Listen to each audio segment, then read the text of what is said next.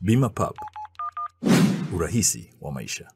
Na mahakama hiyo ya hakimu mkazi Kisutu, taarifa ambazo zimetufikia hivi punde kutoka kwa vyanzo vyetu mbalimbali ni kuwa msafara wa makamu mwenyekiti wa chama hicho cha Demokrasia na Maendeleo Chadema, Mheshimiwa John Heche umezuiwa na jeshi la polisi maeneo ya Salenda Bridge ili usielekee katika uelekeo huo wa mahakama ya hakimu mkazi Kisutu kufuatilia kama ambavyo unaweza ukaiona picha hiyo ambayo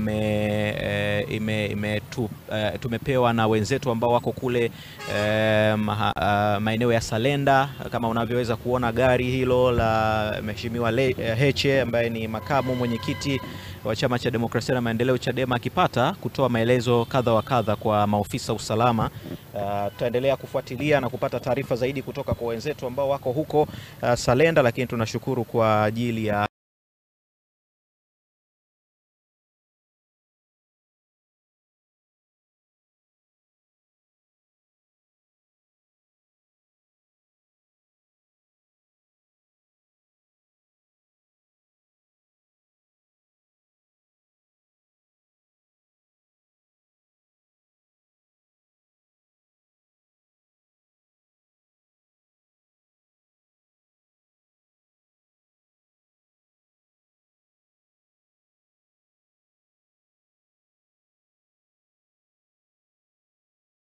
kupitia maofisa wa usalama barabarani juu ya usalama kiujumla.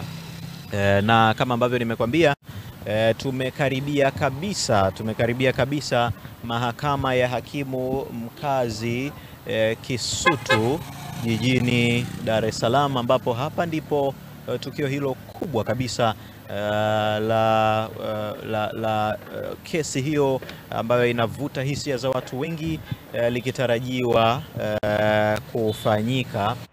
Dataflow inakuletea internet ya uhakika, ni salama na huunganisha kwa haraka. Unganisha na watu zaidi ya 30 kwa wakati mmoja. Inakaa na chaji kwa muda mrefu zaidi ya masaa 11. Pata data mtelezo yenye kasi kwa gharama nafuu. Wasiliana nasi.